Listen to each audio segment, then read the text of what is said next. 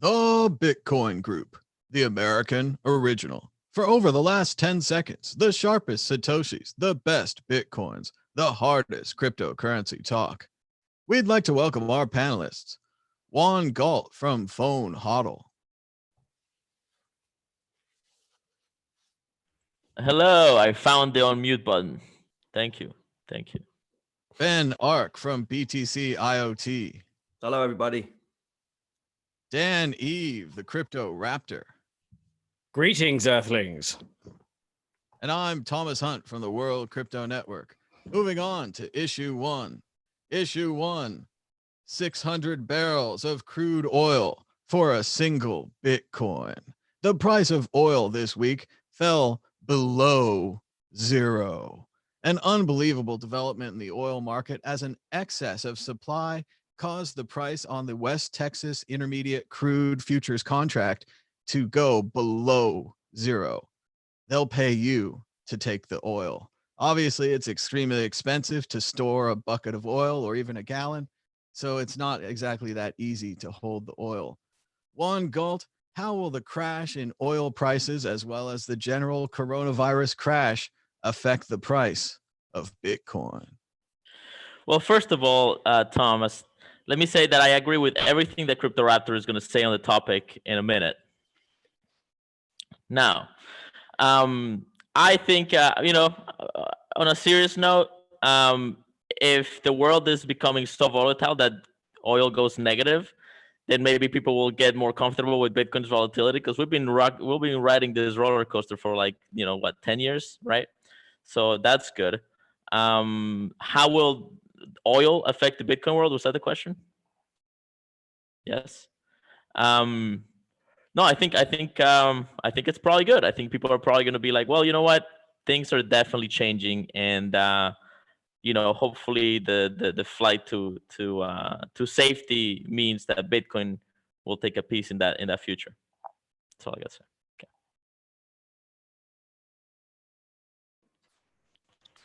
That's it. That's my commentary. Go ahead. Did you switch to me? I've got three mute buttons here. Go ahead, Ben. Okay. Sorry. So you said Ben. Sorry, Dan. Right. Who did you say? He said Ben. Order next to Juan. I mean, it's like right next to the person sitting next to you. Sorry. We've got some mute issues going on. So I agree with what Juan said, and I agree with what Dan's probably going to say as well. But no, I think it's a very good point, actually, that Bitcoin has been seen as this very unstable asset, but now compared to some traditional markets, which are more stable, we're more stable. It's now looking, positively. Bitcoin's looking positively stable, so that's, or at least comparable. But yeah, the price of oil crashing down, they'll pay you, but then, like you say, you have to store it until oil is necessary again. It's not going to be necessary again until people are moving around, which they're not going to be doing for a little while.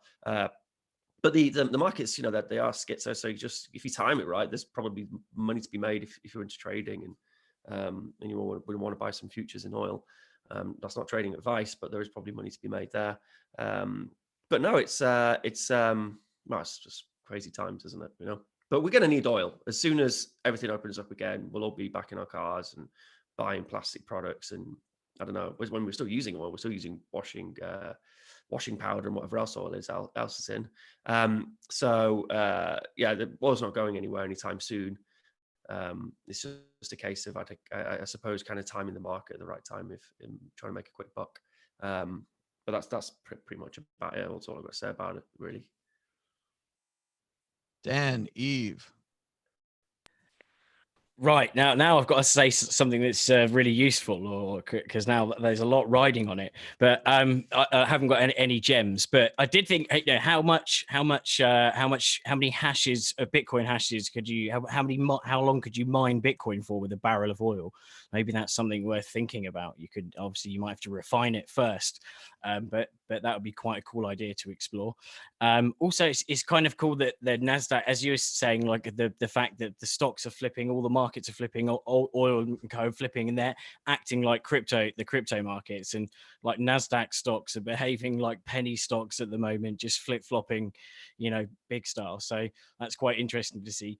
I hear that Trump is intending to buy a load of that oil that's whilst it's on the cheap. Was that a thing? It sounds like, I suppose, kind of a logical thing to do if you're going to build up your oil while it's cheap, if you've got space to put it and somewhere to put it. But oil has a sell by date, doesn't it? Like, it has a life on it. So yeah, you've got to use it or refine it by a certain time. So it's a big responsibility taking a lot of oil. And the minimum order is 1,000 barrels, I believe.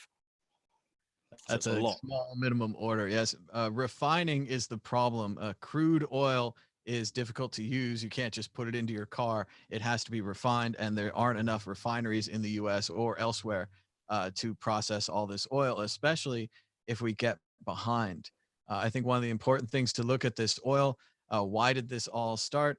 Saudi Arabia was moving against Russia, and they are moving against the American shale oil market. Until like a week ago, America was energy independent based upon the shale oil, which is an environmental disaster. However, economically, we were energy independent. That's over. That oil was selling at $30 a barrel to break even. We're at zero now. So that's over. Russian oil is questionable at this point. Only Saudi Arabia, who has created this overproduction onto the market, may be the only one to survive, and the only one that can survive such an incredible drop. It seems only 6 months, maybe a year ago, oil was at $80 a barrel, $120 a barrel. Let's also remember, this doesn't just affect oil companies, crude companies, gas companies. This also affects hybrid cars, Teslas, battery-powered vehicles, environmentalism. All of that's out the window now because it's just far too expensive. Why would you ever buy a Tesla if you can get a gallon of oil for under $1? So moving on to the exit question, how does this affect the price of Bitcoin? Will the price of Bitcoin be higher this time next week? Juan Galt. I think the price of Bitcoin will be higher next week. At least I'm betting on it. One thing that's really interesting about this whole oil prices crashing is that it's like the emperor has no clothes anymore. Somebody did just a quick analysis of like comparing the S&P 500 to the price of gold, doing it in the price of gold instead of dollars, and we're not at all-time highs right now. It's all been this fantasy economy we've been on, and I think this crash of oil really shows that. Ben Ark. No, I mean, no, it is actually a very important topic because, it's one of the main backbones of our entire, global system, is the fact that oil has some stability, and oil is used in so many products and so many things that we need to sort of be able to rely on oil. And if you look at the success of countries which have managed to gather great wealth, they've all had oil reserves. The British with the North Sea oil, and the US with Texas and Southern America, and it's been the exploitation of oil reserves which has given countries a lot of wealth. So our economies are very much interlinked with it. And yes, I mean, I think Bitcoin price is going to go up, but the very fact that oil is being so volatile is probably something worth taking seriously and being a bit scared about. But yeah, no, Bitcoin's going to go up. We've got the halvening going on, and compared to things like oil, it looks, stable and so somewhere secure to put your money. So yeah, it's going to go up. Dan Eve. Yeah, I think it's gonna pump. As Ben was saying, I think we're going to touch on it soon. There's the halvening coming up, and there's a lot of hype about it. Even if the stock to flow model isn't, it doesn't work out as expected, I think there's just going to be so much hype that that it's going to bring the price up. I think Google Trends are going mental at the moment as well for halvening, so I think that's kind of quite a good sign. usually that kind of indicator like led the 2017 sort of I was going to say pandemic, but it kind of was actually like a crypto pandemic, wasn't it, with all the weird viruses, the offshoots. But yeah, I'm saying up. You want to catch the gains and miss the losses. Just like to ask everyone to give us a thumbs up and a share. We have about 20 people watching right now. About 10 people gave us a thumbs up. So just go down to the bottom of the video, click the thumbs up. I know everyone on YouTube asks you to do it. It's annoying, but this is how YouTube determines if a video is good or not. And while you're clicking thumbs up, I'm going to go ahead and ask the Magic 8 Ball, the predictor of predictors, whether or not the price of Bitcoin will be higher next week. So higher next week.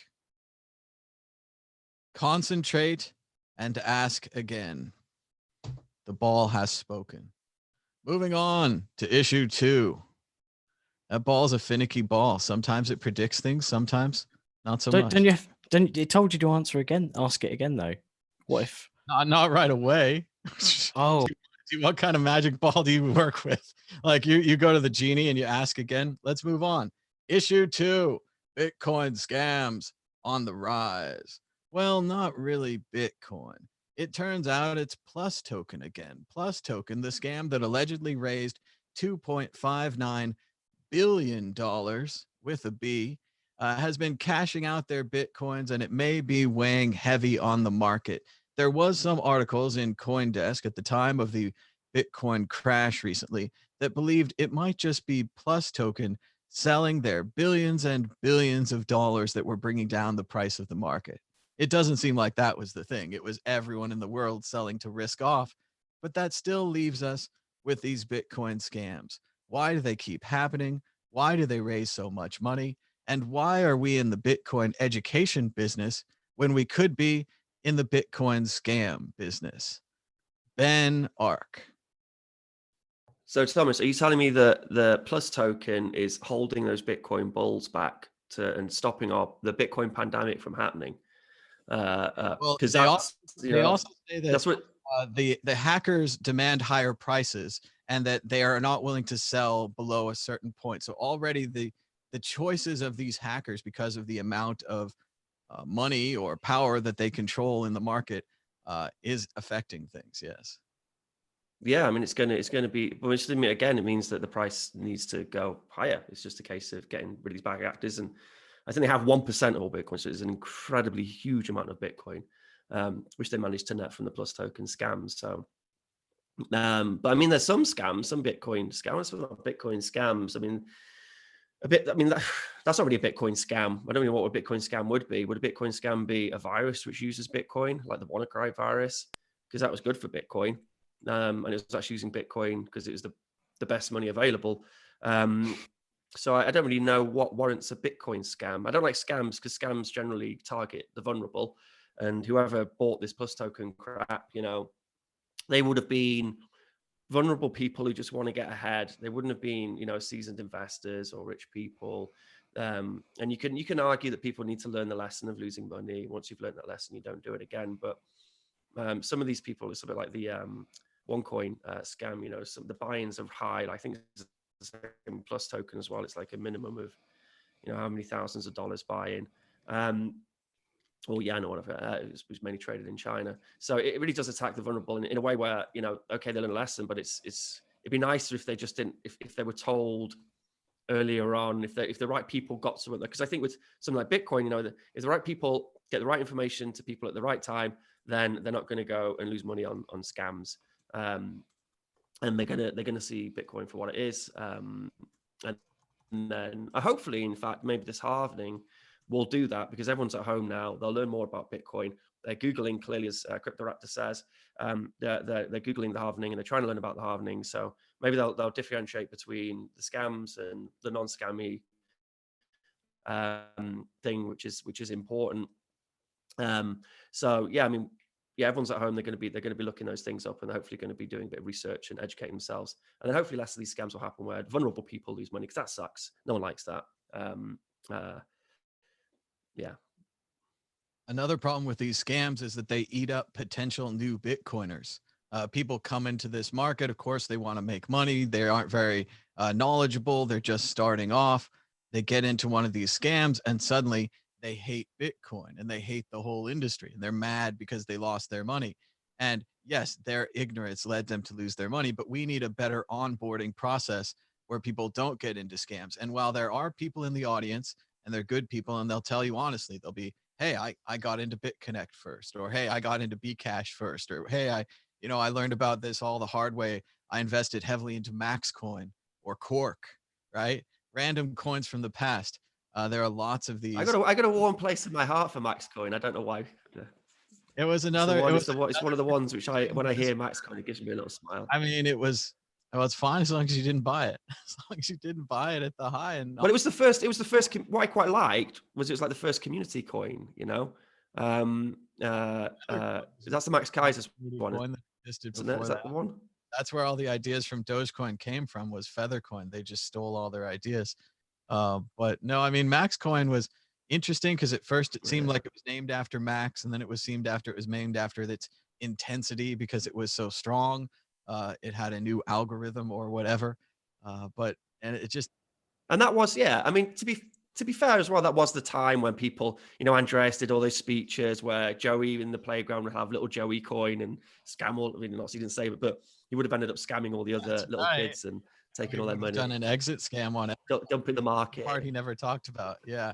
It was kind of the first affinity coin, right? You would buy it if you liked Max Kaiser. And later on, Max Kaiser would say, I had nothing to do with that project. And so why did you talk about it? I don't know. There's a lot of those going around. Let's go to Dan Eve. Can I sell you a crypto scam?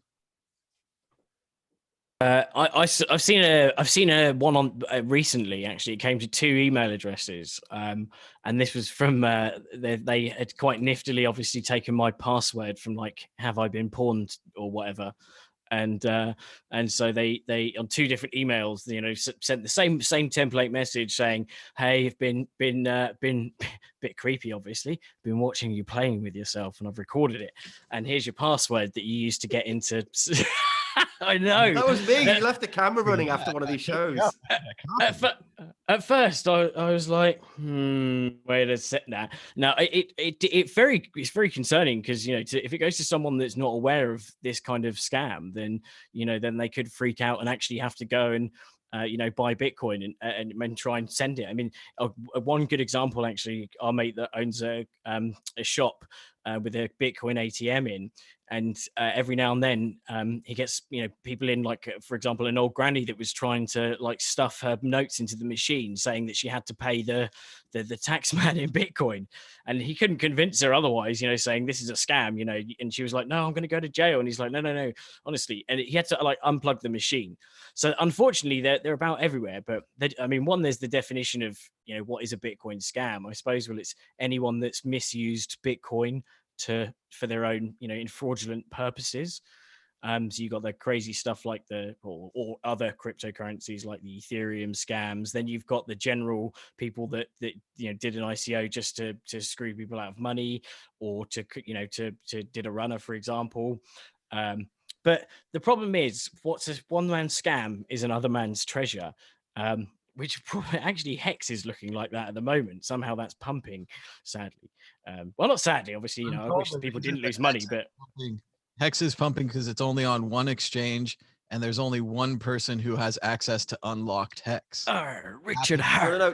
Can I quickly tell you my Hex story? I'll put my hand up, and fuck, a lot of Bitcoiners. I don't care who you are. Like, there's a lot of Bitcoiners who claim their Hex. I claim my Hex. I thought, why not? Why the fuck not? And I hadn't ever like played around with it. So I thought I'd get some more shit coins. And I have my little the little fucking Fox thing, the plugin for Chrome on my thing with the Hex on. And I thought, I know it's bollocks, but there's no harm in claiming it, whatever. Actually, the best thing to do, I figured it out, the sort of game theory wise, was to claim it, but then not like tell anyone that you claimed it. So until after. So I kept it there, and then this week the new Ubuntu update came out. So I was like, I'm going to install Ubuntu. So I installed Ubuntu on my laptop. I just lost all my Hex. And I was like, and then it started pumping. I thought, fuck, here we go again. I've been here before. Dang. Yeah, so Hex is one that's a very interesting one that is actually pumping right now. But there was so the one last thing I was going to say. The problem with scams in general is that there's there's misinformation everywhere, and you know, I don't think that personally that everything other than Bitcoin is a scam. I think that there's genuinely, you know, some projects out there to do good. But with the general misinformation that we have all over the shop, I can't envisage us ever getting out of it, you know, unless there's literally robot AIs that stand there and like give people a fine every time, like kind of like Demolition Man, where it's like, John Spartan, you are fined 5 tickets for, and every time someone like bullshits, this computer, this AI, it determines in a binary way whether they are lying or not, and feeds them a ticket if they're bullshitting. Otherwise, yeah, we're not going to. But yeah, that's another thing, obviously, altogether. But misinformation bad, scams bad, and don't worry, they haven't got nude videos of you. Sounds like a very complicated system there, Dan. One thing I can tell you about Hex, it's the old poker adage that if you sit down at the table and you can't spot the sucker within 25 minutes, the sucker is you. Juan Galt, your thoughts on Bitcoin and crypto scams? Yeah, so in Colombia, people really love Ponzi schemes. There's my whole life I've been hearing about Ponzi schemes going up and crashing and going up and crashing, and people are caught, like they're aware that you can lose money on Ponzi's, but they're still like they kind of smell around, they kind of sniff around, like what's going on, you know, and then they play the game sometimes, right? It's like gambling for them. So, you know, it's tricky to on one hand, I'm like, well, you know, these people are getting scammed. On the other hand, I'm not sure how many of them are entirely unaware of the risks they're taking. But I think what is true is that this is a sign of understanding and miseducation, or how uneducated people are about what Bitcoin actually is. Because so many people actually apparently thinking that it's actually Bitcoin, that they're buying Bitcoin. And I've met many clients, consulting clients, people that I've sort of taught and helped sort of get into this industry or understand it better, who think they're being pitched Bitcoin, and it's really just some Ponzi, right? So, I mean, clearly there's a lot of education to be done, and it's one of the realities of this market is that it's still very generally difficult to understand, and we'll probably be plagued by these kinds of Ponzi's until that gets sort of resolved further.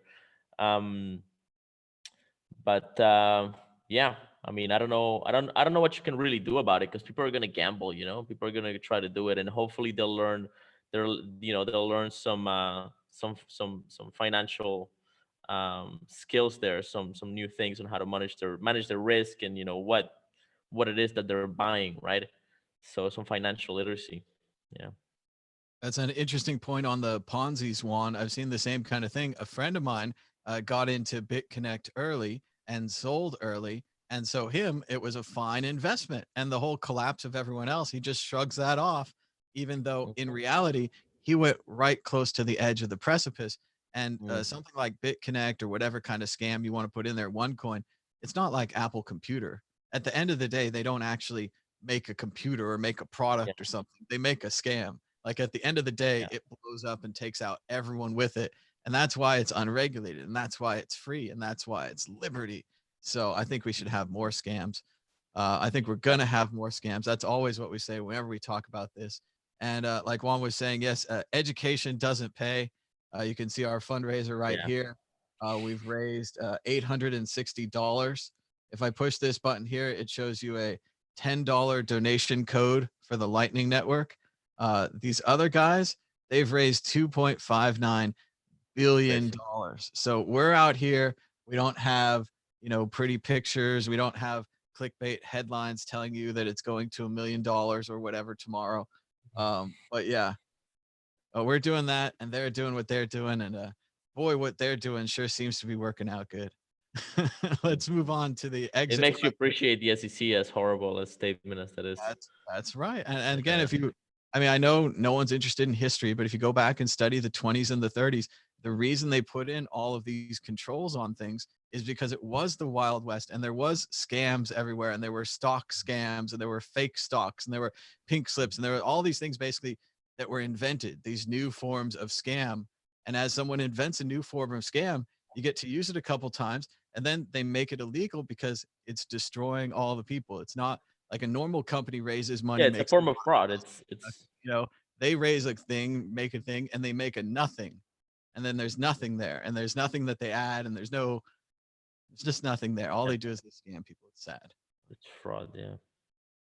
So, exit question, Dan, Eve, what's your favorite crypto scam? Could be anyone, could be for any reason. What was your favorite scam?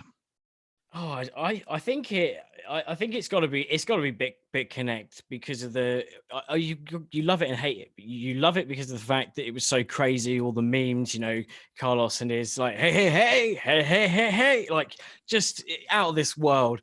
The like the you know, media frenzy it drummed up like in the real world compared to Bitcoin, you know, because of the fact that it's just a multi-level marketing like mega scam. And you're like thinking, man, imagine if like people had that much energy when they were promoting Bitcoin. Obviously we have the, you know, the insiders have that energy, but like not everyone, not as much as the crazy like the crazy bit connectors.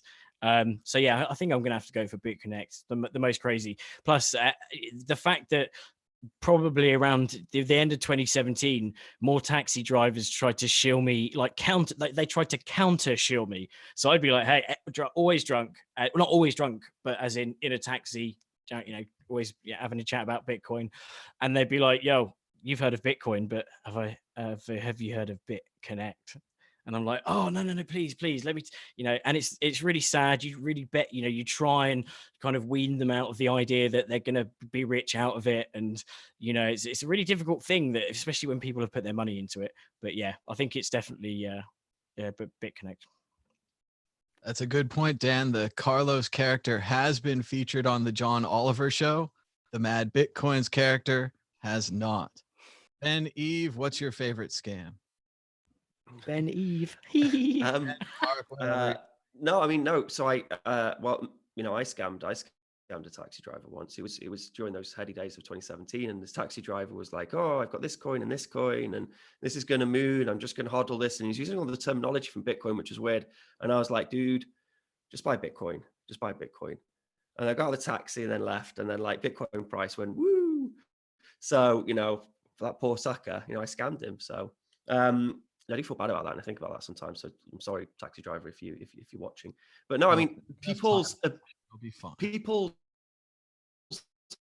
I mean, hopefully he held on, but they want to believe that there's this thing which is going to make them loads of money because people are, well, they're desperate. A lot of them are desperate. That's why they're vulnerable. And they know how much good this money could do to their lives, and they just want to believe that it's going to work. And you see that playing out now live with the hex scam. And you have Richard Hart saying to all these people, look, it's going to go up, it's going to pump. And then he did a tweet, and it was like, you know, had the chart, and he was like, oh, it's pumped up this much, it's pumped and pumped. And I was like, yeah, pump, and, you know, because it is going to dump when you dump all your coins, when you get it high enough, which is exactly, you know, people who existed back in the sort of 26, whenever the scammy ICO bollocks was going on, we're well versed in the chart of a pump and dump. And I think it helps that governments are very hazy when it comes to, I mean, not regulate, whatever. You know, there's no education.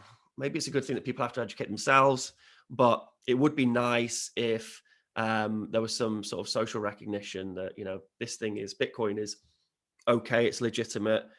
We need to acknowledge it as a definable thing, like it's a money, or it's a commodity, or it's this or it's that, which a lot of governments still struggling to get their heads around. And then at least that clarifies that that's actually recognized by, you know, the legal apparatus as a thing.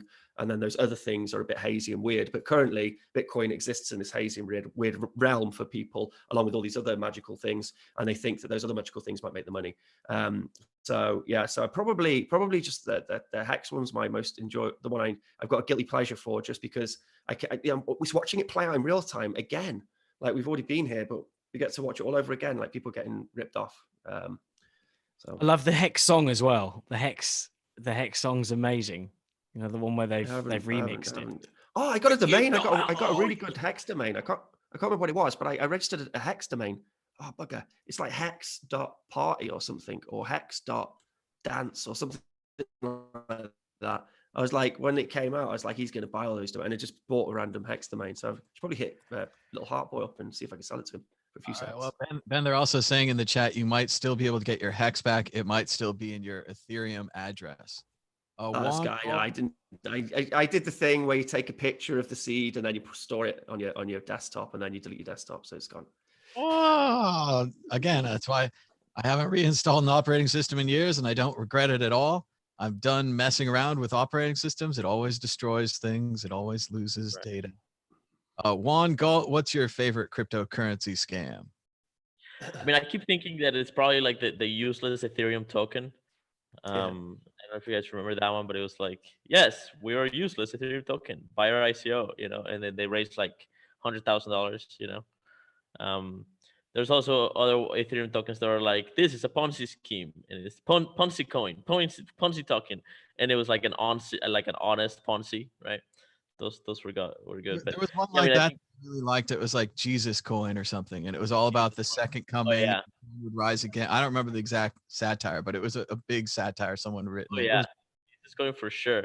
Yeah, I mean, there's been a Trump coin since before the election, and then there's like a Poon coin. There's a Hillary Clinton coin. There's like every major meme has a coin out there. And hey, I don't know what to tell you. If you buy it, you deserve it.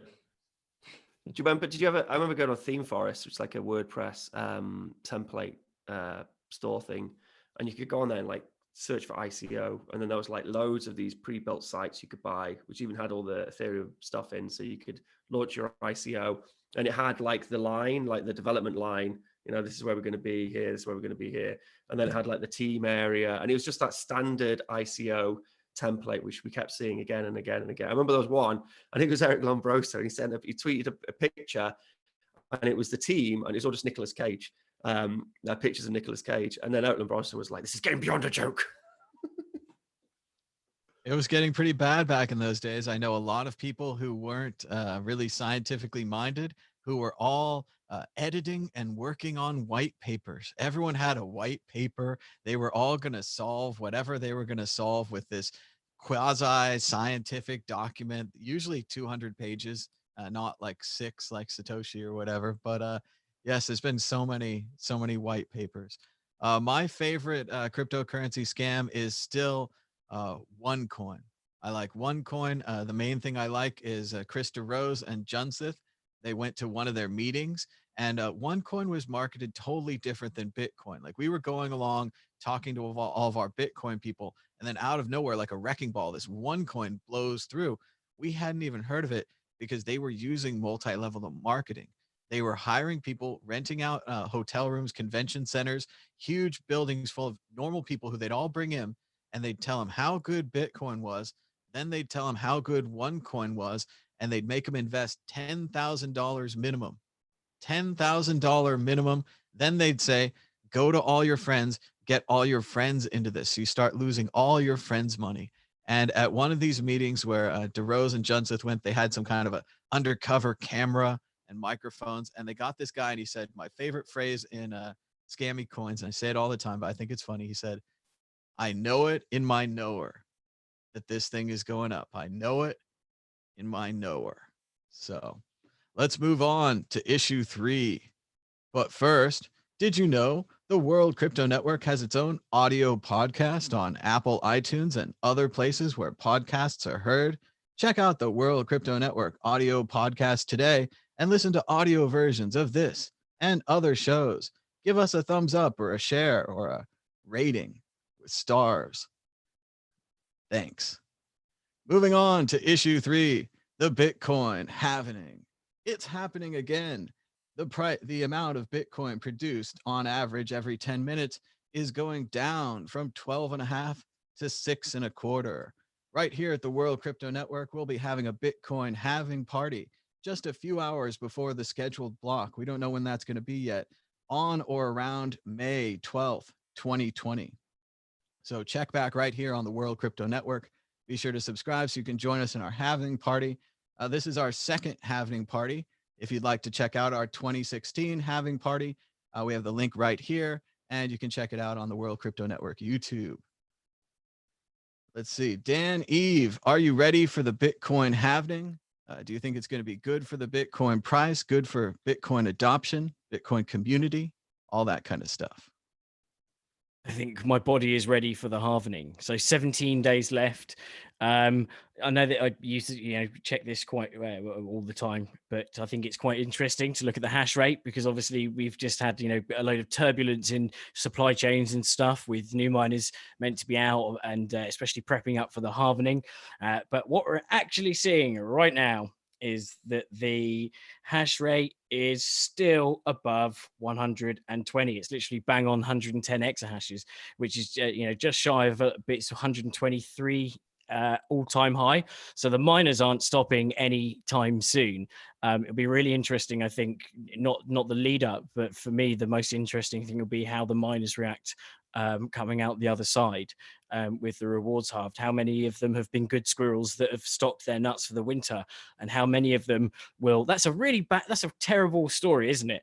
Like two squirrels, one like is sensible, saves his nuts. The other one's reckless, gets pissed, nuts all over the place, nuts on the table, nuts everywhere, and then he still survives. Like surely the moral should be that poor squirrel died, and the other one that was actually saving his nuts, like the good miners, survived. So yeah, the halvening, bring it.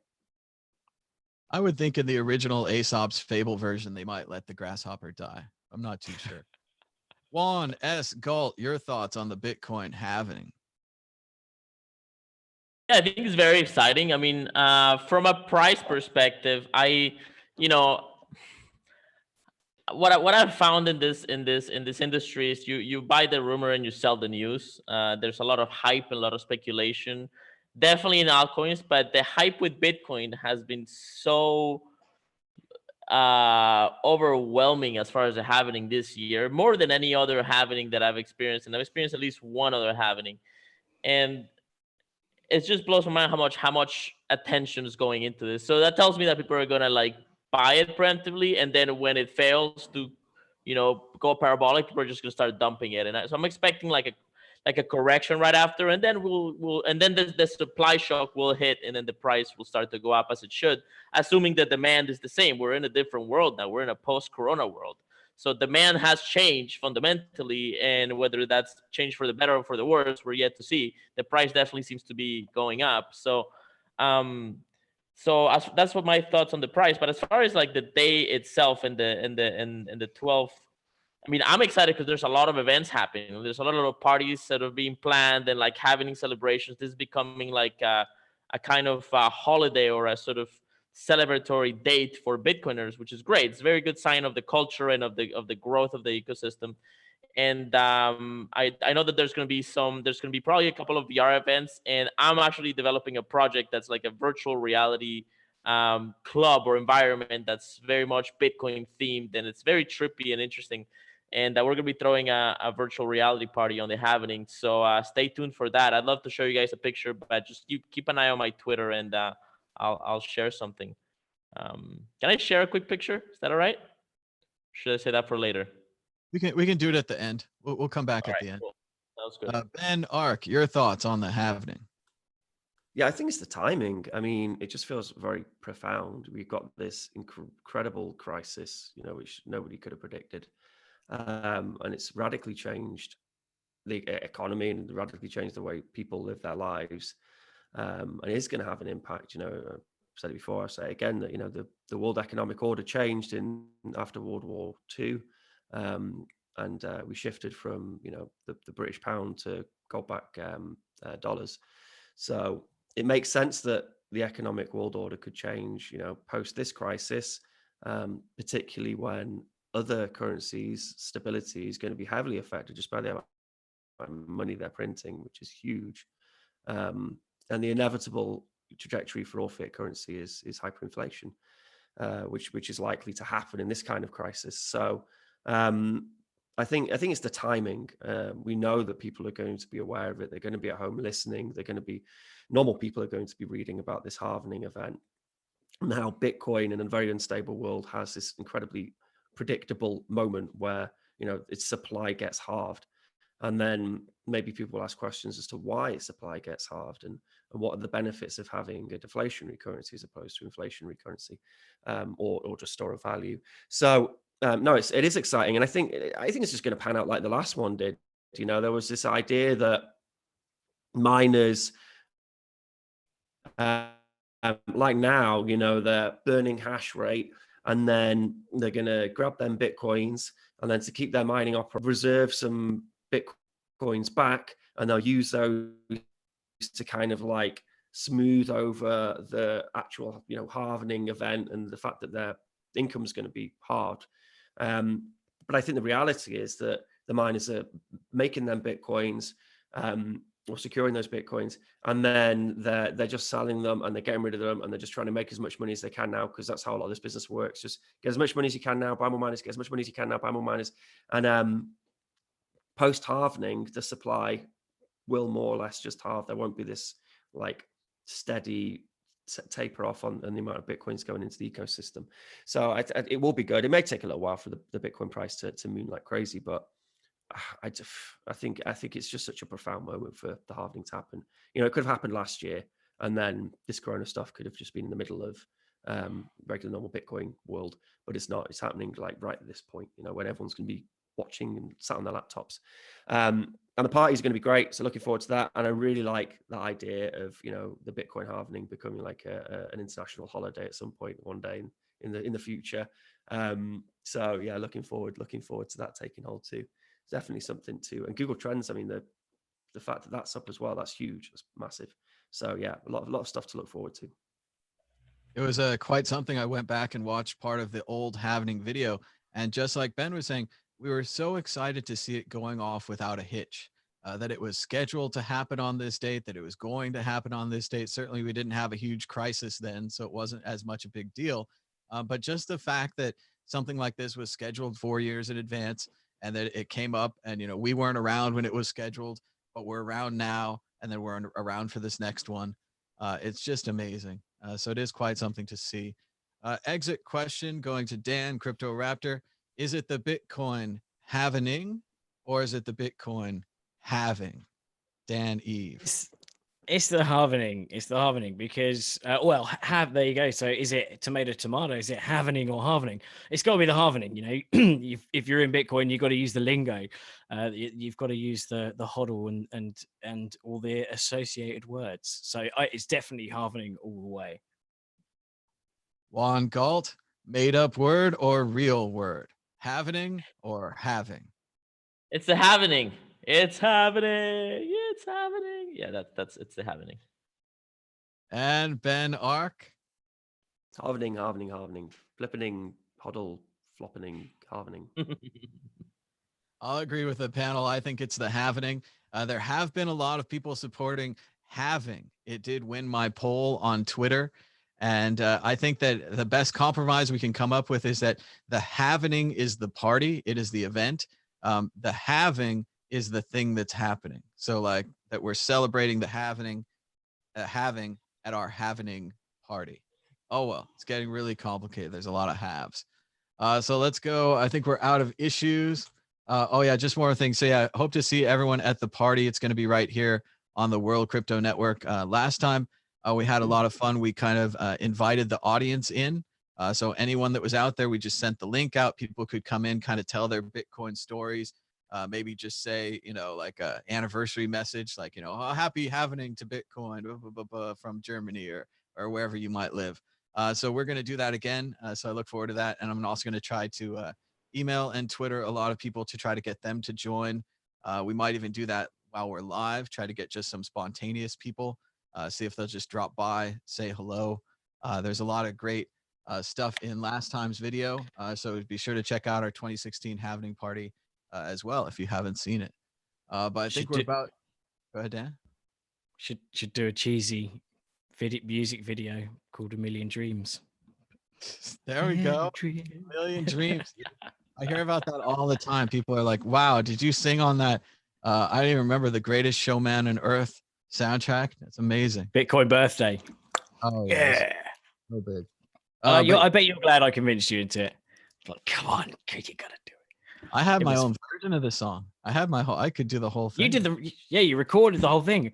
Well, we were in Malta and you were like, I was trying to sing it and for my little bit, and you were like recording the whole thing in the background while I was making mistakes, but you were just singing it perfectly. Times, you just got to do the whole song.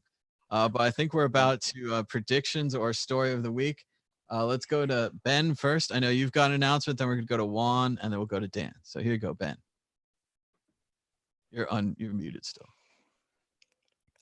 Hey, I'm on Oh. mute, and then I'm going to try and share a screen. You can hear me now, yeah? No, so it's a really exciting day today because I launched the Allen Bits version 0.1. Me and a couple of the devs, primarily Enico, we've been working incredibly hard on this. And it's just kind of a wrapper to add functionality to Lightning sources. So an LND or a C Lightning or an LNC export or anything like that. And then I just like DOSed like the World Crypto Network with like a whole playlist of videos on LM Bits. So if I share my screen, can I just share? I'll just share the desktop. That makes sense. We all see this. So yep, here's the GitHub for LM Bits, completely free and open source. We want people to run it themselves. That would be best. There's like a one-click install in the Blitz. So it's just a couple of clicks away in the Blitz and it just installs. You can run it over Tor, which is very powerful. And I'll tell you why in a moment. There's a whole bunch of functionality. One of them is that, you can easily generate a wallet and then each wallet's got its own API keys. I needed that for when I was making my ATM and I didn't want to expose all my funds to my ATM, which can pull funds. So I could just have a wallet and then just limit exposure. So that's pretty useful. It's also got some other funky functionality. It can be an Insta wallet. The installation is just a case of, it's four commands in terminal, as long as you've got Python installed. Once you've cloned the GitHub, you CD in. There's a file you need to add your funding source to, whether you're using LNC Export, C Lightning, LND, OpenNode, LMPay. I'm forgetting one as well. Oh, and I was speaking to Igor actually about adding Blue Wallets. Blue Wallet will be added too. So if we have a little look at the actual, this is, I've got lmbits.com, but this is more of an example of what you can run. There we are. One of the coolest features is go dark. It's great. So let's go dark. And you can make a wallet, login stuff like usernames and password. That's going to be in sort of version 0.2. For now, you just have to bookmark this big long string. You can receive funds. And we just launched this today, so we should still be there. There we are. So you generate an invoice, you can receive funds. And then you can export to CSV, which is really useful. A lot of businesses and stuff seem to want that kind of functionality. You have API information. So you can I could plug in a point of sale to this, like one of my M5 stack point of sale things, and I can send Bitcoin to this wallet and then export to CSV. So for a business owner, it's great. You can easily run this. We've designed it to be very lightweight. So a very lightweight Python Flask server, so it will run without you consuming too many resources. You can run it on your Nodl or your Blitz or whatever on your Pi. What's really cool though is we've got a whole bunch of extensions. So you can, if you're running this yourself, you can mint your own paywalls. You can make your own LNURL things. Have I got my phone with me? I've got my phone with me, so I can't. I was going to charge a wallet and then put a withdraw link on there. It's a shame. We should have done that. You can, so you can make like LNURL withdrawals. So you just enable the plugin, and then you go into it. You make a withdrawal link, and then you can share that withdrawal link with people. There's a really cool point of sale plugin. So if you're a business and you want a point of sale quickly, then you can just make a point of sale on here, and it's shareable as well.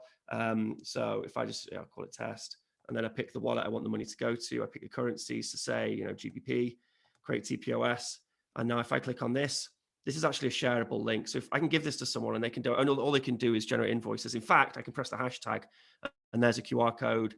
They can get the link on their phone. On your phone, it kind of looks like, because this is kind of optimized for phone. On your phone, it looks like that. It looks sweet. So you can generate an invoice. There we are, and then pay the invoice once it's paid. It says it's paid, and that's so a bar person could get it on their phone and then share it with the other people, or the merchant could have multiple TPOS for different bar people. I don't want to shill too long. What's really cool though as well is I've got a one of my sort of harebrained ideas was this idea for a new sort of decentralized marketplace called Diagon Alley. bunch of like developers and stuff have got excited about this, and they wanted to turn it into a protocol.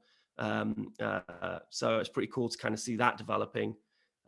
It's too complicated to go into right now. I don't want to take all the time. So on the World Crypto Network, there's a whole bunch of tutorials for all of these extensions and for Olympus in general, and how to install it yourself on your own computer and attach it to all these funding sources. It's a free and open source project. Super excited about it.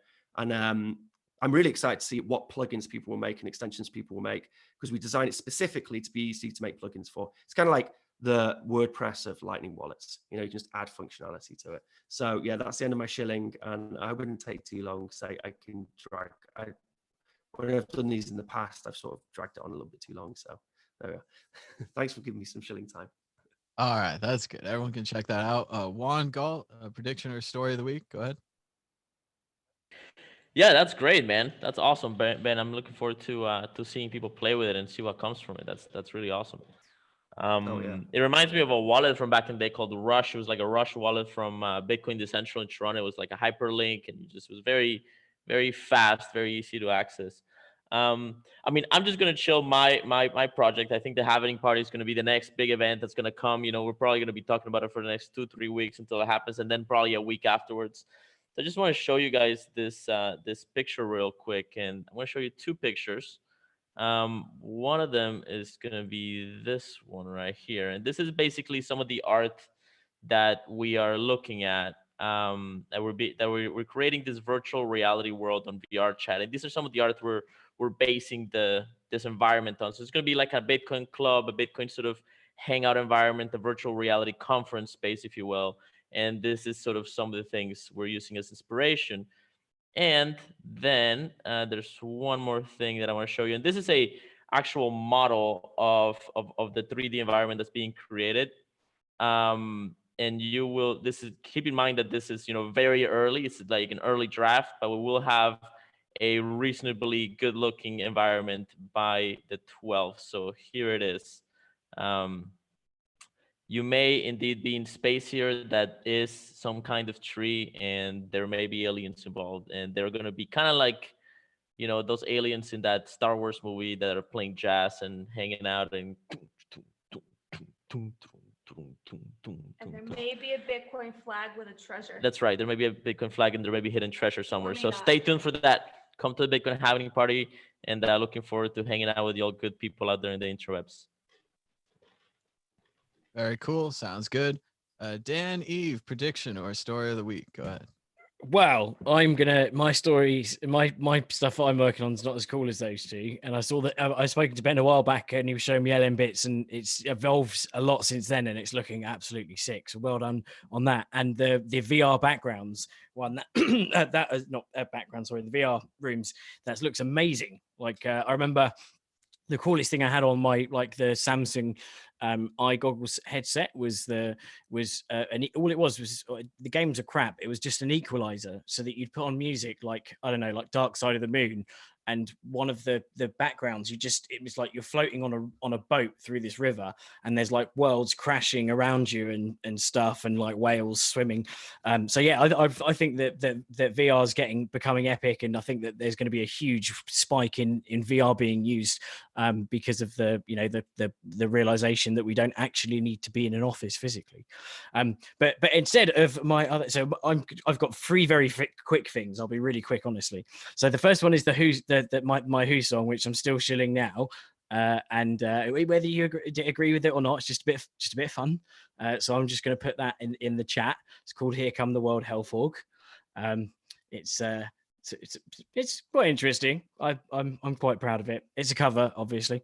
The other thing is that I've recently become I've transitioned into the CEO and owner of Reward Portal, which is currently does have a token associated, but I'll be removing that and probably going Bitcoin only in the due course. But yeah, rewardportal.com. So just earn crypto for doing surveys and stuff like that.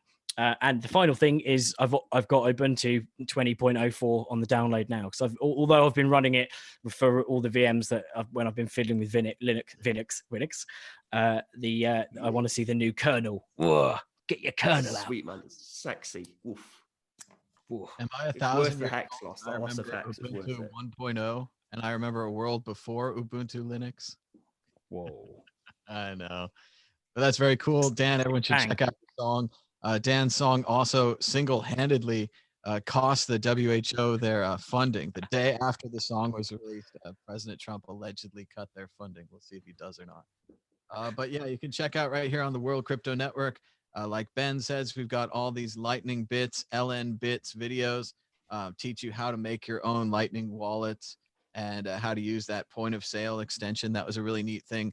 I don't know if you guys could quite see it, but you could basically run that in a browser on your phone and it would act like a point of sale. So you could accept funds, but you couldn't access the funds. They would all go to the manager account. So you could have a bunch of waitresses or bartenders go table to table with their own phones, but the money would go to you as the business owner. So, and that was really simple, really fast setup. Also, I've been working on, I don't know how interesting people will be, but it's the 2016 crypto art show in San Francisco. We had an art show. Crypto Graffiti was there. Several other artists, coin artists. We've got a special interview with Dorian Satoshi Nakamoto. Ooh. We've got an interview with Crypto Graffiti. He talks about his art influences. A little interview with Jesse Kraken from Jesse Powell from Kraken. I fucked up his name, but my good friend Jesse. And actually, kind of a little historical interview there. I had to put the date on the bottom. It was a week before the DAO was launched on Ethereum. So it was really interesting. Jesse was like, "Yeah, I'm interested to see what happens," and we were both curious about it. And obviously, it was a big up and a big down, and they lost all the money and they were hacked, and there's all kinds of stories there. But here's Isabel. She was one of the organizers of the San Francisco Bitcoin meetup. Very cool to talk to her. And here's Coin Artist, who was showing some of her puzzles. These puzzles had like Bitcoin inside them. So if you figured out the puzzle, you could get the Bitcoin, claim the reward. So I'm going to be releasing that in a couple of days. I've also been working on my own video projects. I don't know if I can show any of this, maybe if I don't show the sound, but this is my new recut of the Baywatch movie. And it's going to be great. It's a lot similar to my recut of San Andreas, where it's just like one rolling earthquake. And here's the intro scene. I probably just lost all my ad rights, but The Rock rocks. That's what it's going to be called. But I don't know where I'm going to release it. They always take it down. They don't seem to understand my larger, longer videos. There's a lot of like context. There's a lot of like small cuts. For instance, in this one, I found myself cutting Zac Efron out of the entire movie almost entirely. So that was fun. And right now I'm working on Bad Santa. I'm working on like kind of a classical music, kind of a silent film version. So that's what I like to do with this whole quarantine stay-at-home nonsense. But I think we're heading towards the end of the show. Anything else, Ben? You want to say something? Go ahead. Yeah. I just I've just funded a wallet and then I just put an LN URL on there. So, here's a faucet for you lot. So 1,000 sats every 30 seconds, suck that faucet up, get your wallets out, get your LN URL compatible wallets out and scan it, baby. Tell the normal people what to do if they've never seen a faucet. If you've not used this before, then by the time you try and use it, someone else would have sucked all the Satoshis out. But if you use like a wallet, Satoshi, Blue Wallet, Bitcoin Lightning Wallet, most wallets actually, what's it called? Sphinx Wallet. They'll all use LN. You just scan it and then it just pulls out funds. So yeah, it's like a faucet thing. So there you are. You can have that. Last time somebody did one of those in the Unconfiscatable conference, I ended up swiping $100. So What, that was from a fun. faucet? Yeah, it was the guy, the Valet Wally guy. What's his name? Tony Lee, maybe. Valet Wally guy. Yeah. And he put up a QR code on the screen and just doing the whole showmanship thing. And it's like, yeah, it's $100. You can claim it. So I phone base and I started racing for it. And I don't know how I got it, but I swiped it. So I'm gonna give somebody else a chance to swipe this one. That's very cool, Ben. We've actually got, just as an extra point. So in LM Bits, if you run it yourself, there is a plugin, an extension called AMilk, Assistant Milker. And if you give it an LN URL, it will just keep milking it, which is actually the actual term for that, by the way. It's called ass milking, in case anyone wants to know. That's where you milk a faucet, a lightning faucet with a piece of software, ass milking. But yeah, there is actually an It extension. should be like a so- little like, you know, there should be some sort of titty Yeah, I mean, emoji. for me, I called it assistant milker because that's the ass, but I mean, I don't think that's what it actually means. So the assistant milker extension does exist if you download and run the bits yourself. So Bitcoin marketing for you all, ladies and gentlemen. Very cool. Well, I think we're about to head to the end of the show today. So thanks again to everybody for watching. Thanks for giving us a thumbs up, whether it's on Facebook or Twitter or YouTube or a star or a retweet or a share or whatever it is. It really helps the show. It helps us find new people and tell them about Bitcoin. So thanks so much for joining us. Until next time, bye bye.